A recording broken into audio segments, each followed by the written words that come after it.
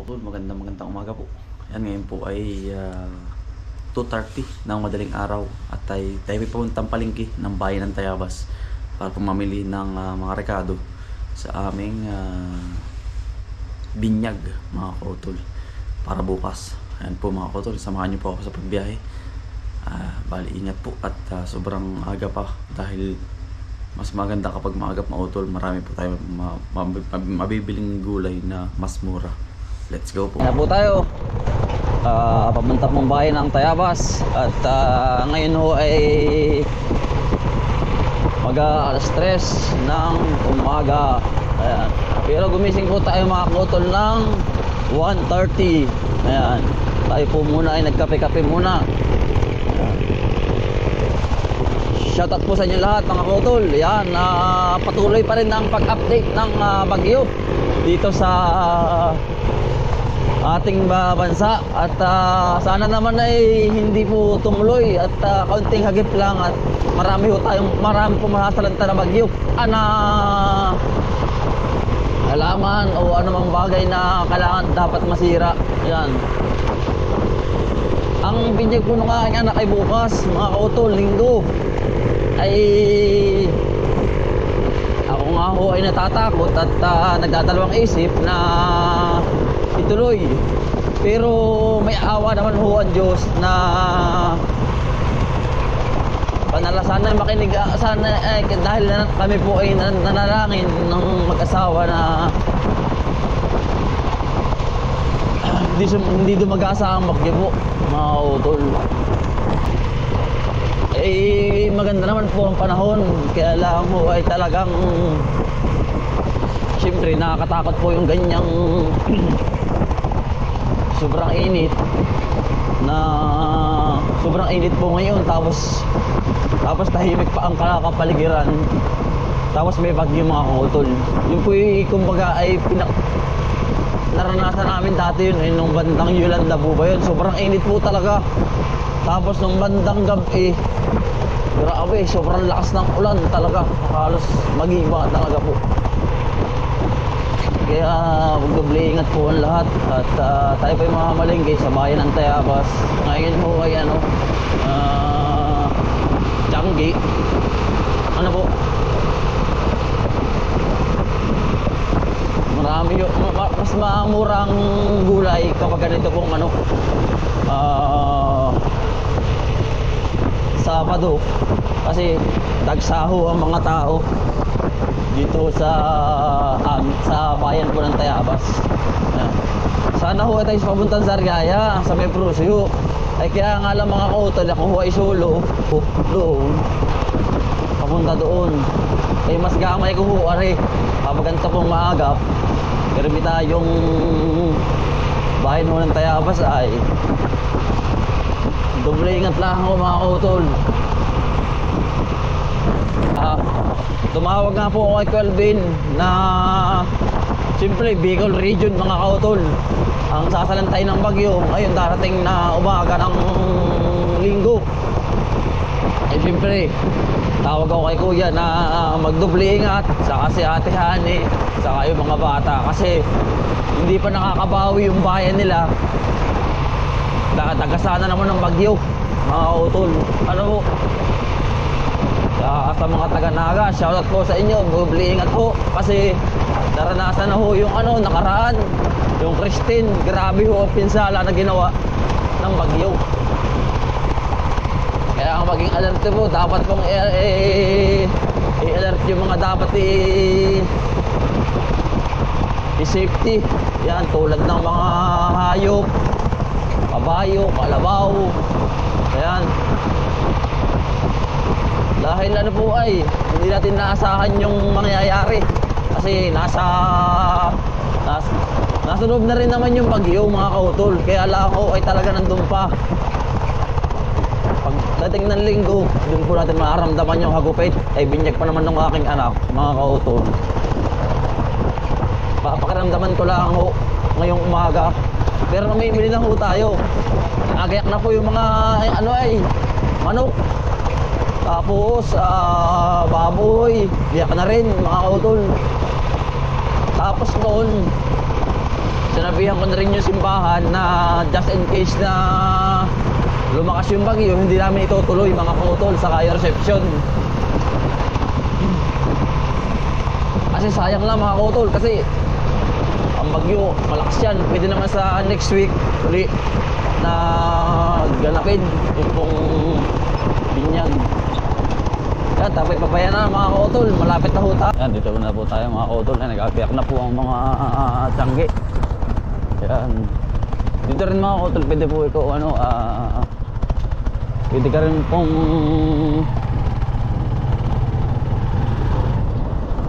dito, yan, may DLTV mga kautol tuwing anong oras ba yun?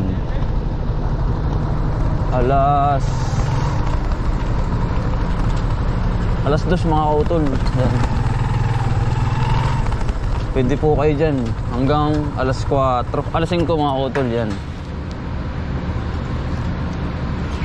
Yan po, DLTV, papuntang Maynila mga kautol. Pwede pong sumakay dito sa Tayabas, Bayan.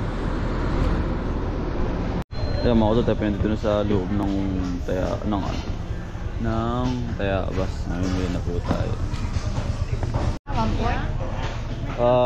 Patingin nga ate. Ayan mga kautol, tayo dito na, mamimili po tayo. Ito po yung listahan ko mga kautol, kay nanay po ito. Nagtawag sa akin. 120. Ito po 50. Yan. Ano pa po? Saka ano, 1.4. Kuya kamatis. sibuyas, 1/2. Dito po sa medyo malalaki. Oo, malalaki na. Yes, paminta. Ate, good morning. Morning po. Good morning po. Morning po. 1.4 po yan. 1/4 din. 1/4 bang ano din, 1/4 yung ganun ano? Sibuyas po ba? Oo. Sibuyas po, 1/2 po yun. Kalahating kilo. Sige, 1/2 pala. Bitsin ko lang po. Ari, bawang ay 1/4 ano? Apo. Sige. May bawang na kuya. Meron na. Kamatis kuya, meron din ako. Kalamansi. Ika lang ho.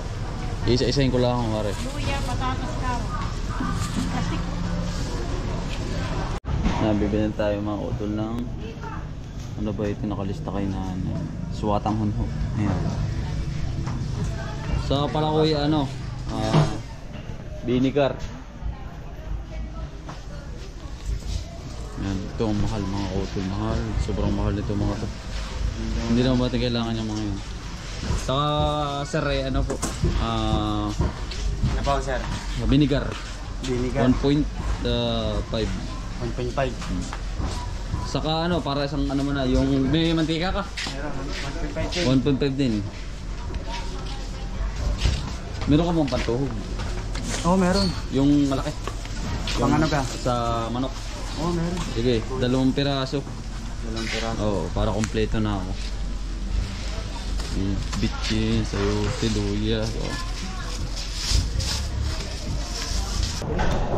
Kanina pa po akong alas 2, alas 3 ako bumiyahe. Galing po sa amin. At ikaw sa TV ay mataba. Ganda rin ang mukha mo sa paligid. Oo. Kaya sa inyo si Anthony ha. Ah, Ala kaya sa inyo ng magkano pala tita? 280 na lang po. 280. 280 na lang. Salamat po. Mga solid followers po natin si tita. Oh. Napakasipag po. Hindi na mahihirapan ang mga inana pagpupunta sa inyo. Oo nga po. Nilagyan na ng hagdan ng may balsahan na pati. Oo. Yung ba sa ilog din ninyo yung may balsa? Oo. Kasangay din po yun ng ano yun, ng Dumaka River. Katuwa naman. Oo po. Pinanood ko din yung kanyang yung nutukwari. Oo. Ayun palang Sana nga po hindi matuloy po yun. Kapag natuloy po yun, malaki din ano, ang ilog. wasak po tayo dito. Mga kotol, tayo tapos na. Nakompleto na po ang lahat. Tayo papunta sa Nabukid na. Gabi pa rin mga kotol. Ayun po. Ngayon ay alas 4. Tayo babiyahe na. Bukid po. Bibigay po natin na rin. Rin kabang bili po natin kay nanay. Ari po ano ni nanay eh. Paano si nanay? Tayo bibili mo ng pandesal.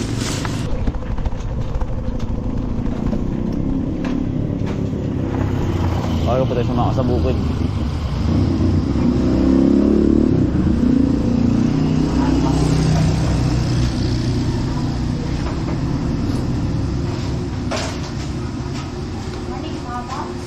Kita mo mga kautol, tayo pupunta sa bukid. Ayan o, gabi pa po, mag-aalasin ko pa lang. Kagandahan mga kautol, kapag maaga po, marami ka pong magagawa. Ayan. Ay ako po yung maraming gagawin ngayon ay magluluto po, kakatay ng baboy. Busy po ngayon maghapon mga kautol. Kaya ho, alas 2 pa lang, ayan, gising na ako. At pamamalingki, ako pa naman po naman ang gagawa lahat mga kautol. At ano po ay at ako po ay siyempre yung asawa ko po ay Sabado po ngayon. Ang asawa ko po ay taga-alaga po ng bata mga kautol. At tayo po ang responsibilidad na mamalingki mga kautol. At ayoko pong mahihirapan ng aking asawa mga kautol.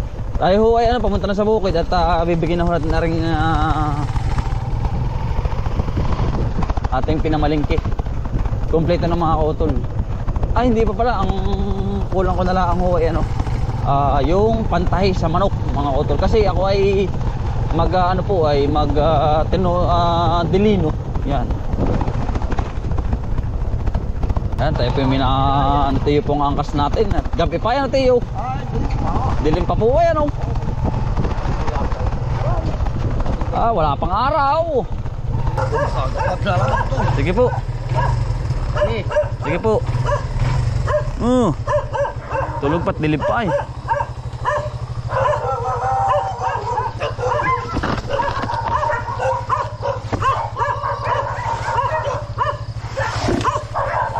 Nakagap po natin mga kautol ay talagang dilim pa.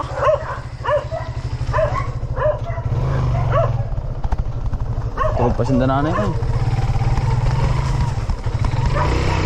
Woo! Ano po? Ano po si nanay Munig po nanay?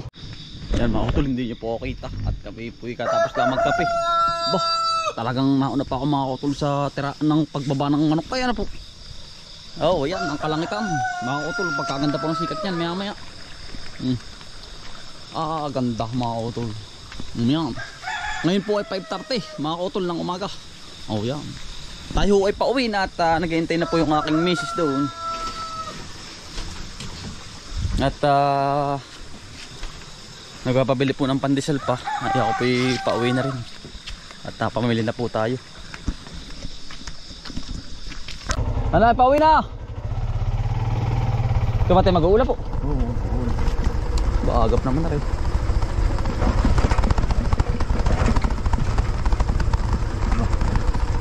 Paring Bugs, okay ka ba? Ang ganda sikat ng araw, sana huwag pag-iwain. Pero hindi natin po. Ay kung yun yung malakas po yung tudo na yan.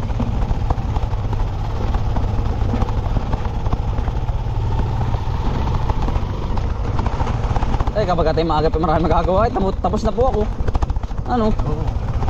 Hindi may sulod na uli. Hindi ka ba tay? Sige atay. Ako atay una na. Sige po. Mga kotol, sa tayo po yung bumaba na at mag-uulaho ng kabayo. Ay paano mga kotol, ako po ipapunta sa bahay uli. At talagang gabi pa rin. Ay po mga kotol, maraming salamat po sa pagsama. Sipag lang po sa buhay probinsya. Bye! Salamat po!